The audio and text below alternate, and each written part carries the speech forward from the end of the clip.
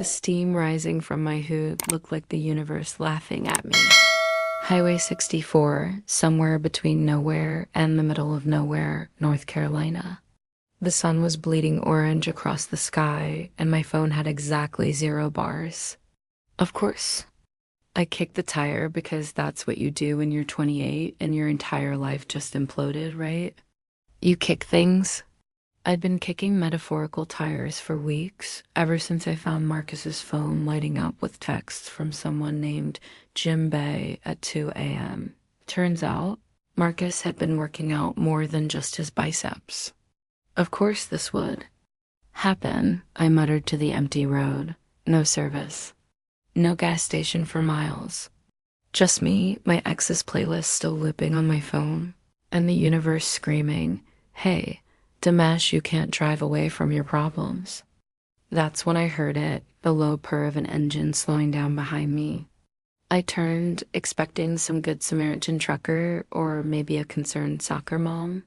Instead, I got a sleek black SUV with tinted windows that screamed money and taste. Two things I'd never had much of. The window rolled down like a movie scene, revealing the most beautiful woman I'd ever seen outside of a magazine. Dark hair catching the last light of day, sunglasses perched on her head like a crown, and eyes that looked like they held secrets worth keeping. She was gorgeous in that effortless way that made me suddenly aware of my 3-day-old t-shirt, and the fact that I hadn't brushed my hair since Tennessee. "Need a hand?" she asked, and her voice was warm honey with just a hint of mischief. I should have said no. Any sane person would have said no. But something in her voice warmed, teasing. Alive made me throw my bag in her back seat and climb in.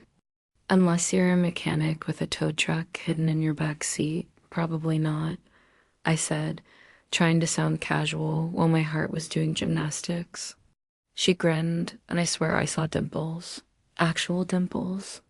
"No, but I do have a phone, a spare, tire, and a guest room. Pick your poison." That grin. God, that grin was all dimples and danger, and I was already lost. Her name was Olivia Hart, and her house was like something out of a home design magazine, if magazines featured cozy chaos. Books stacked on every surface, a kitchen that actually looked used, and photographs scattered across the mantelpiece like memories refusing to stay organized. "You're not a serial killer, are you?"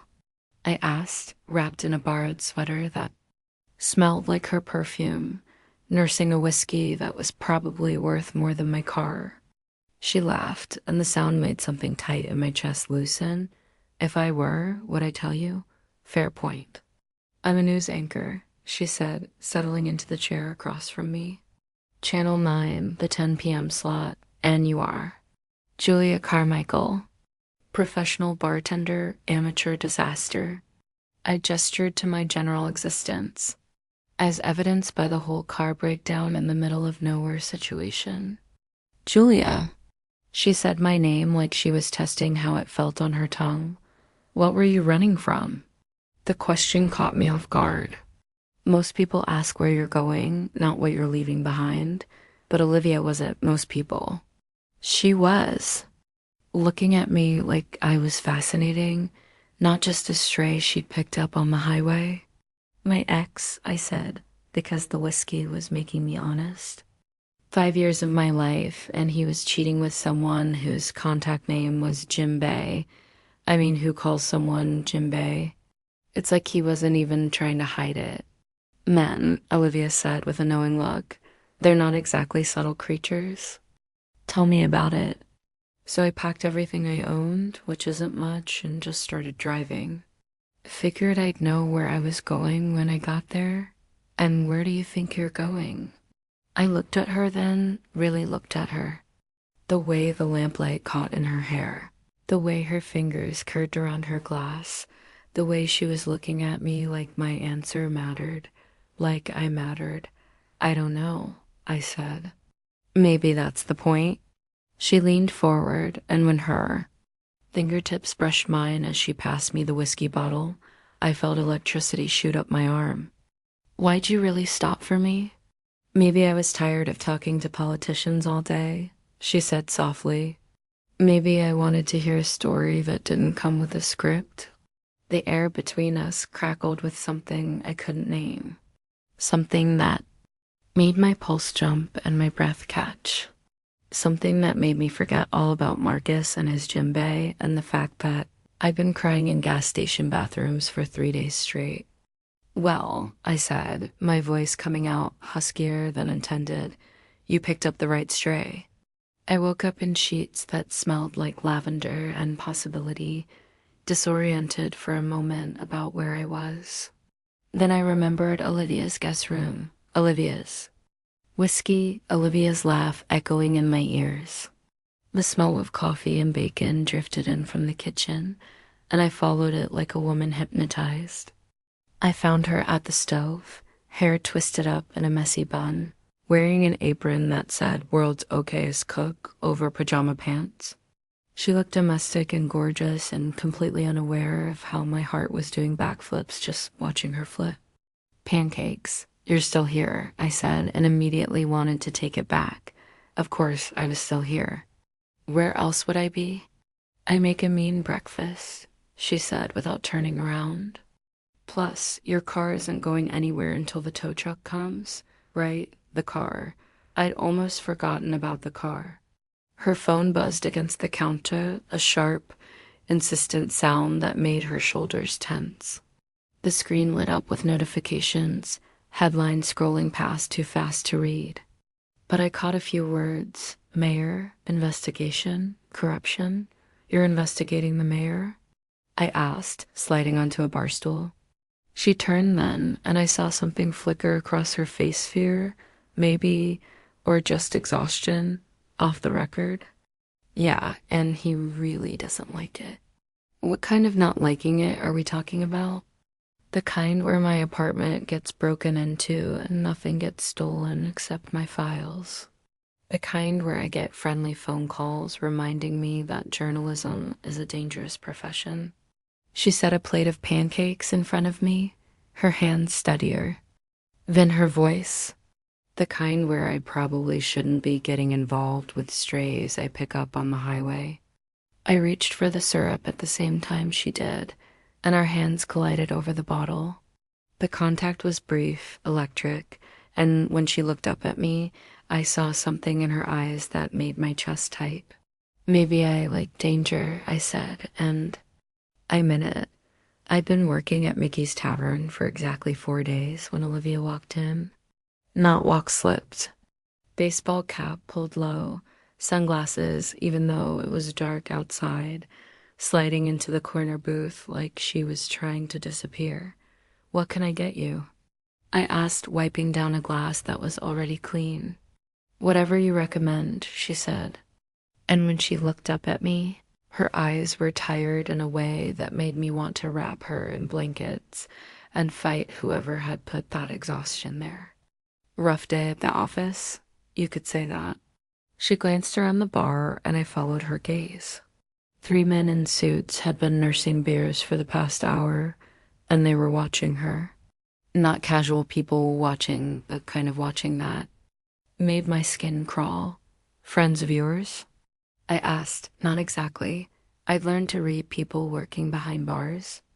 Drunks, cheaters, liars, they all had tells. But these guys? They had the look of men who got paid to make problems disappear. And Olivia, trying to make herself invisible in that corner booth, was definitely someone's problem. Maybe you should go, I said quietly, leaning closer under the pretense of wiping down her table. Maybe I should, but she didn't move. Julia, that's when one of the suits stood up. Big guy, bigger than me, with hands that looked like they knew how to hurt people. He walked over to our table with the kind of casual confidence that made my heart race for all the wrong reasons. Olivia Hart, he said, and his voice was friendly in a way that made my skin crawl. You're a hard woman to find. I'm off the clock, she said, but her voice was steady, professional, anchor voice. See, that's the thing about your job, the man said, sliding into the booth across from her.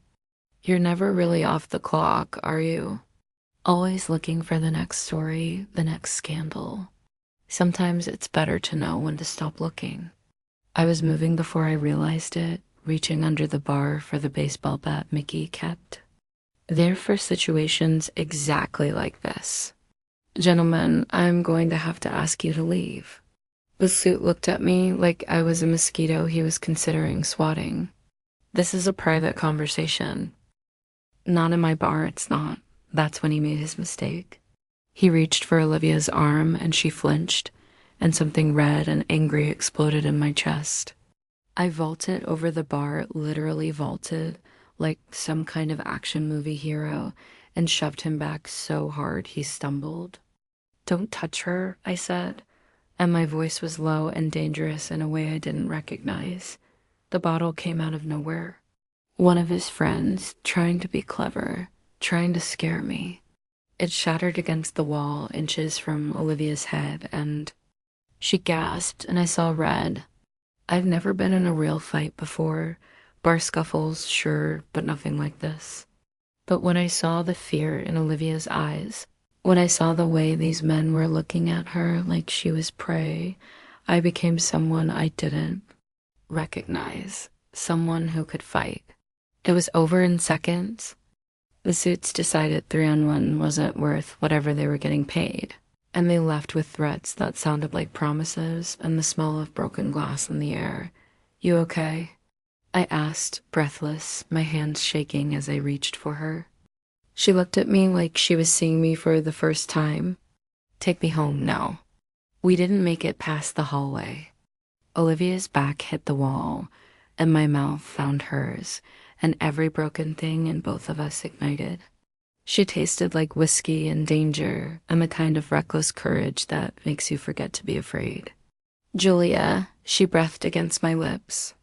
And my name had never sounded like that before. Like a prayer, like a promise, like something worth fighting for. I know, I said, because I did know. I knew this was complicated. I knew she was in danger.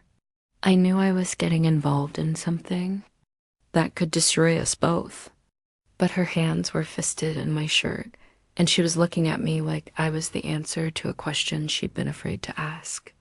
I've never, she started, then stopped, shaking her head. Never what? Never felt safe with someone I just met. Never wanted to be reckless with someone who could matter. I cupped her face in my hands, thumbs brushing across her cheekbones. I'm not going anywhere. You don't know what you're saying. I know exactly what I'm saying, and I did. Standing there in her hallway, with her pressed against the wall and her heart beating against mine, I knew I was home. I'm saying I'm in this. Whatever this is, wherever it goes, I'm in. She kissed me then, desperate and sweet, and full of promises we hadn't learned how to keep yet. And when she pulled back, her eyes were bright with something that looked like tears. I'm falling for you, she whispered. Good, I said, because I already fell. I found her apartment destroyed. Not Rob destroyed. Systematic, methodical, the kind of destruction that sends a message. Files scattered across the floor. Like confetti, drawers pulled out and emptied, her laptop nowhere to be found. And on the kitchen table, a note, stop talking. I was sitting in the wreckage, clutching a baseball bat and shaking, when Olivia came home. She stood in the doorway for a long moment, just looking at the chaos, and I watched her professional. Mask slipped back into place. They took everything, she said finally. All my research, all my sources, everything. We should call the police. The police won't help. Half of them are on the mayor's payroll. She was pacing now, phone pressed to her ear. David, it's Olivia. Yeah, I know what time it is. They hit my apartment, ... No, I'm not dropping that. Story ... because it's the right thing to do, ... I don't care what the station says. I watched her argue with her producer, watched her fight for a story that was putting her life in danger, and I understood then what I was falling in love with. Not just her beauty or her laugh or the way she made me feel like I mattered. I was falling in love with her courage, her refusal to back down, her determination to tell the truth, even when the truth was dangerous. "What do you want to do?" I asked when she hung up. "I want the truth," she said, and her voice broke just a little. "But I don't want to lose you." I stood up then, crossed the room, and cupped her face in my hands. A tear slipped down her cheek, and I brushed it away with my thumb. "You're not going to lose me," I said, "but you're also not going to compromise who you are because of me. You're going to tell your story, and I'm going to be right here beside you. This could get ugly. Funny how love makes you brave," I said. "Or stupid. Maybe both." She laughed, shaky but real. "When did you become so wise?" "About 5 minutes ago, when I realized I'd rather face whatever comes next with you than run from it alone." We spent the next 3 days planning. Olivia had backups of her files hidden in places even she'd forgotten about, scattered across cloud drives and thumb drives and old email accounts. We pieced together the story like a puzzle, each piece revealing a bigger picture of corruption that went deeper than either of us had imagined. The mayor wasn't just taking kickbacks. He was facilitating a network of developers, contractors, and city officials who were essentially selling the city piece by piece. Low-income housing demolished for luxury condos. Public parks sold to private developers. School funding redirected to pet projects that lined the right pockets. "This is bigger than I thought," Olivia said, staring at the evidence spread across my kitchen table. "This isn't just one corrupt politician. This is a system. All the more reason to expose it. All the more reason for them to stop us." She was right. The threats were escalating. Phone calls at all hours. Cars following us. A brick through the window of Mickey's Tavern with a note that made my hands shake when I read it. "Maybe we should run," I said one night, lying in bed with her curled against my side. "Just disappear. Go somewhere they can't find us." "Is that what you want?" I thought about it. 3 weeks ago, running was all I knew how to do. But now, with Olivia's breath warm against my neck and her hand resting over my heart, running felt like the last thing I wanted to do. "No," I said. "I want to fight." The night of the broadcast, I was more nervous than Olivia was. She sat in the makeup chair, getting touched up for the cameras, and she looked like she was preparing for war. Calm, focused, determined. "You sure about this?" I asked, standing behind her chair. "I'm sure." She caught my eyes in the mirror. "Are you?" "I'm sure about you." The studio was buzzing with tension. Everyone knew this was big. Career making or career ending, depending on how it went. Olivia's producer was pacing, muttering about lawsuits and legal departments and the fine line between journalism and suicide. "We go live in 10 minutes, the floor manager called. Olivia stood up, straightened her blazer, and took a deep breath. "Julia, I need you to know." "I know," I said, because I did. I knew this could be the end of everything. I knew there were powerful people who wanted to destroy us both. I knew that after tonight, our lives would never be the same.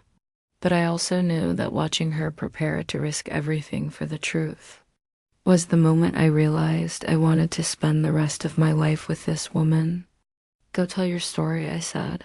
"I'll be right here." The red light came on, and Olivia transformed. She became the anchor, the professional, the voice of authority that thousands of people trusted every night. But when she looked into that camera, I saw something else. I saw the woman who'd stopped for a stranger on a highway. The woman who'd made me pancakes and let me sleep in her guest room. The woman who'd kissed me in her hallway like I was the answer to everything. "Good evening. I'm Olivia Hart, and tonight we're going to talk about corruption. Not the kind that makes headlines and disappears, but the kind that steals from families, destroys communities, and turns public trust into private profit. For 20 minutes, she laid it all out. Names, dates, documents, recordings. A web of corruption that stretched from City Hall to the state capitol, involving millions of dollars and dozens of officials. It was thorough, devastating, and absolutely bulletproof. And then, in the final minutes, she did something that made my heart stop. She turned the camera around.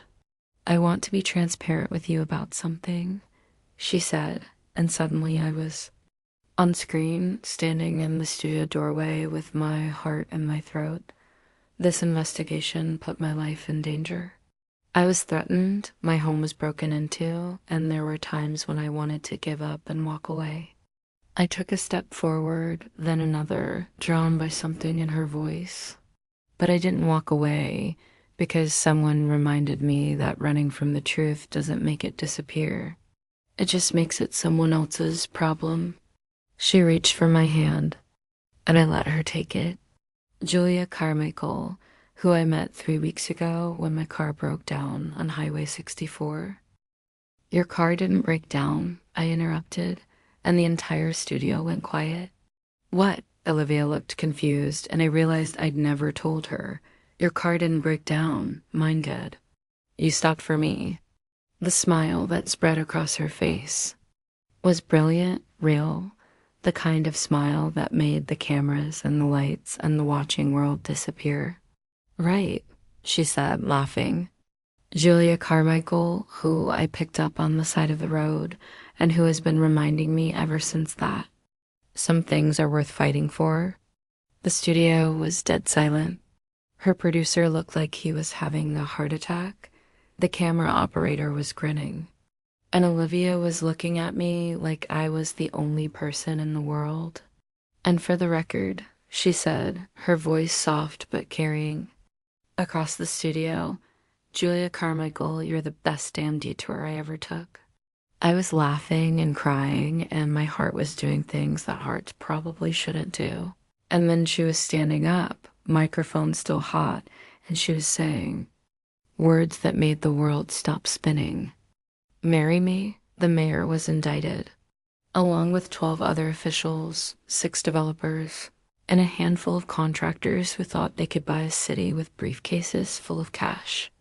Olivia won a Peabody Award for her investigation, and I got a job. Offer from a restaurant in downtown Raleigh that actually appreciated my skills. But the real victory was smaller, quieter. It was the for sale sign outside my old apartment, the U-Haul packed with our combined belongings, and Olivia's hand laced with mine as we loaded the last box. "Any regrets?" she asked, watching me tape up a box labeled Julia's Disasters. "About which part?" "The broken down car, the corrupt mayor, or agreeing to marry a woman I'd known for 3 weeks? Any of it. All of it." I looked at her, then really looked at her. Hair pulled back in a messy ponytail, old jeans, and a t-shirt that said, "I break." For news, the engagement ring I'd bought with my first paycheck from the restaurant catching the light on her finger.